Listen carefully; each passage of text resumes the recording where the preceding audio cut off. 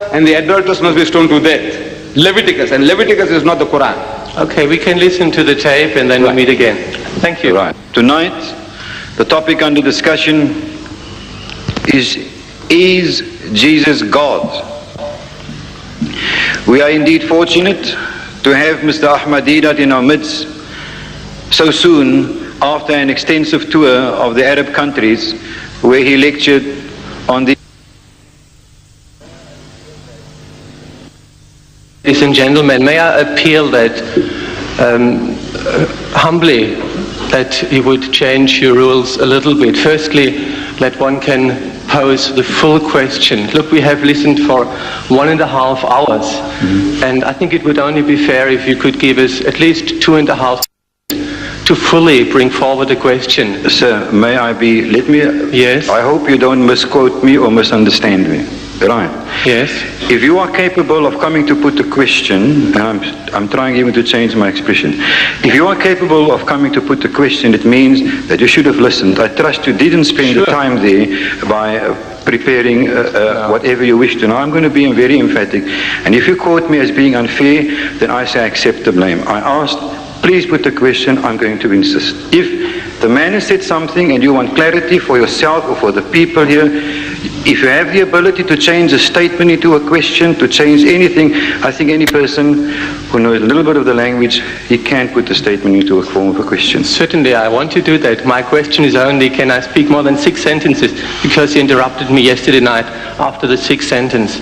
So you can't understand the question unless you listen to the whole. And it might take maybe 2 minutes to put the whole question forward. One correction, please, for you. May I quote last and on the night before, or some evening, you said, I cannot see how all the Muslims can sit still without asking a question or without doubting. In other words, you're thinking for them. Now you give the impression that Mr. Deedat will not understand you if you cannot put a text. Please, I've had now 3 minutes. Could you put the question, see if he knows the text? Okay, if you give me 3 minutes. Mr. Deedat said that if Jesus would have claimed to be God, he would immediately bow down, even be cut off his head. Now, for me, the crucial question is not whether somebody claims to be God, but whether God appoints him and authorizes him to be God. May I read to you what God says on Jesus Christ? Please, that is the question, and I would like to ask what Mr. Deedat thinks to that. God says about Jesus Christ, about the Son, he says, that is in Hebrew chapter 1 verse 8, if you want to read, your throne, O God, will last forever and ever, and righteousness will be the scepter of your kingdom. You have loved righteousness and hated wickedness. Therefore, God, your God, has set you above your companions by anointing you with the oil of joy. He also says, in the beginning, O Lord, you laid the foundations of the earth, and the heavens are the work of your hands. They will perish, but you remain. They will all wear out like a garment. You will roll them up like a robe, like a garment.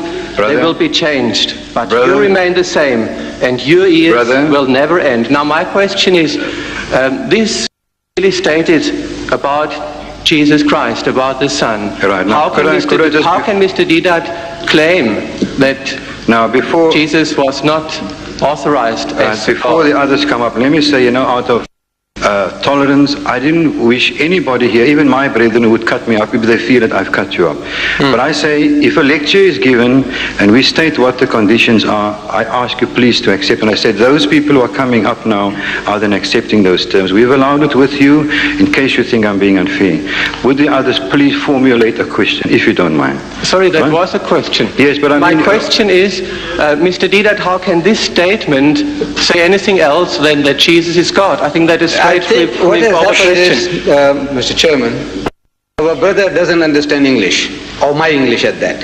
I said there is not a single unequivocal statement where Jesus says, I am God, or where he says, worship me.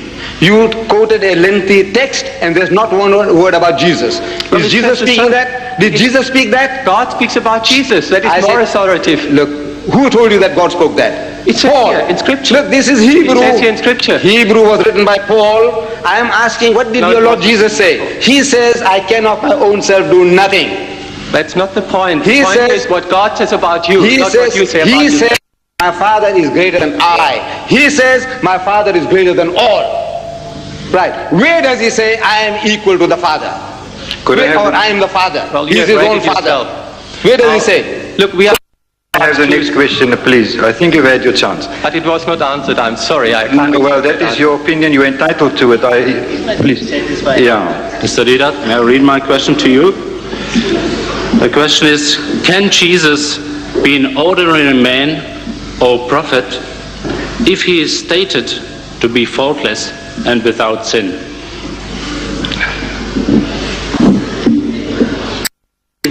That all the prophets are faultless and all the prophets are sinless. That is our belief, including Jesus. So make a man into a God. See, we say, person, is Jesus God? If the man is faultless is man.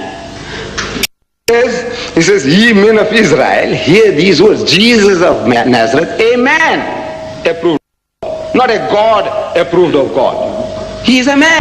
We say he is a mighty messenger of God. He is a prophet of God. He is a Messiah. He is a great miracle worker, but he is not God. And he is saying that himself. He said, I can of my own self do nothing. God can do everything of himself. Whatever God wants to do, he can do, but Jesus is limited. He can't. He said, of that day, no man, no, not the angels, nor the Son, but the Father in heaven. In his knowledge is not like God. In his power is not like God. He's crying to somebody else, God, for help. He's falling on his face and he's praying. He's crying on the cross, Eli, Eli. Is he himself? He's Eli. Is he God himself? He's crying to himself. He seems like a drama. They do it in films. I said, Jesus is not film acting. He's crying to God. And the one is crying to the Father in heaven. He is the real God, not Jesus. He asked, come, I'll teach you how to pray. He said, pray like this. Oh, our Father, which art in heaven, yours and mine, including Judas, because Judas was in the group. He's the father of all. Where did he say God is his father? That he begot him? Where? No, these are all our, it's the teaching of the church. Jesus Christ never said. On the contrary, he is proving there is but one God and he is subservient to God. He said, all power is given to me, it's not mine. Why callest thou me good? There is none good but except one, that is God. Where does he say he is that God?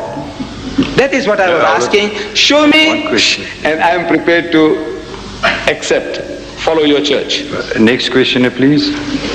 Thank you, sir. May I have more than one question if I go back? Yes. Thank you. Mr. Deedat, if you quote Acts 2:22, where Peter says that Jesus did by God's power the miracles, which is right, then why would you not accept what Peter says later in the book of Acts, particularly 4 verse 12, about under no other name is anyone saved except by Jesus? You're not trying to prove by that Jesus is no, I'm trying to prove that if you take one source, then why not? No, I would be prepared to accept that. Talking to the Jews, ye men of Israel, you Jews, because Jesus came for the Jews, and in his time, Jesus' time, there was no other way. It was identical to in the time of Moses. In the time of Moses, we say Moses was the way to God. The children of Israel, they thought it through the golden calf. God didn't like it. He said, look, this is what I want. You have to go through Moses. Whatever Moses tells you about God, you have to accept. In the time of David, David was the way to God. In the time of Solomon, Solomon was the way to God. In the time of Jesus, Jesus was the way to God. In the time of Muhammad, he is the way to God, and for mankind, for eternity. So in every dispensation, the man of God is the firstborn of God. He is the representative of God, and as such, you must listen to him. That's what it means. So I accept that the people, the Jews, they had no other, because there was no Muhammad there. If they wanted to follow Jesus, they must listen to now Peter, he is represented. Peter says, look, this is what Jesus wanted you to believe, that he is your Messiah. Follow him, follow him. Salvation is yours. Mr. Deedat, I must admit that you know the scriptures very well, but you don't understand them. Mr. Deedat, I don't have to answer your questions, but I would like